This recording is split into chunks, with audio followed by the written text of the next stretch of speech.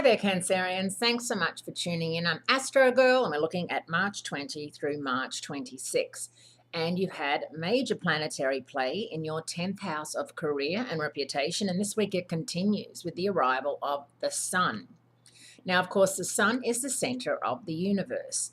The Sun moves into Aries, and for the next month, is going to be transiting along with Venus and along with Uranus, your 10th house of career and reputation.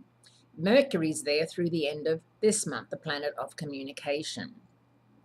So for those of you who are really ready for a sea change, for a 180 in their career, for jumping ship to the opposition, for schlepping around your CV resume, this is the time to do it.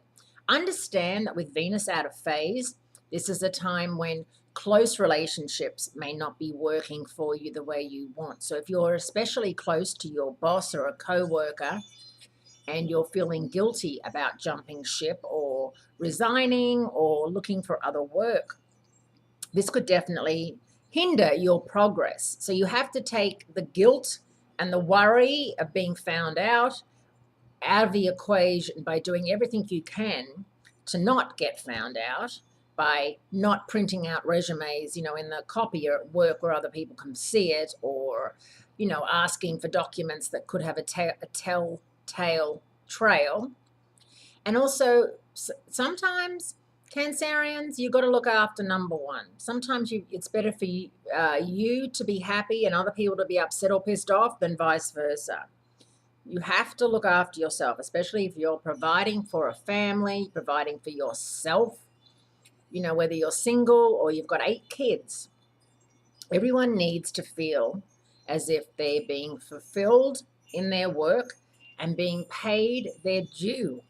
And when you're not, especially the latter, it becomes like a hostile environment. And it's very true. We've seen it 1,000 times.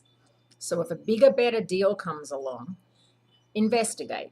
Don't necessarily throw everything away, because this bigger, better deal might be fake news. It might not be something that's really tangible, but it's worth investigating. And as long as you don't get found out, as long as you can seize the day without upsetting other people or playing, or you're laying your cards out on the table, you have every right to shop yourself around. This is also a prime time for a romantic flirtation or something even more with a co-worker because of Venus in that 10th house. But remember, Venus is retrograde till April 15. So whatever is going on now may not be going on come end of April, or you may have some hiccups sooner than later. More about work next week because there's a new moon on the 27th in your career zone. Have a great week, and I'll speak to you again soon.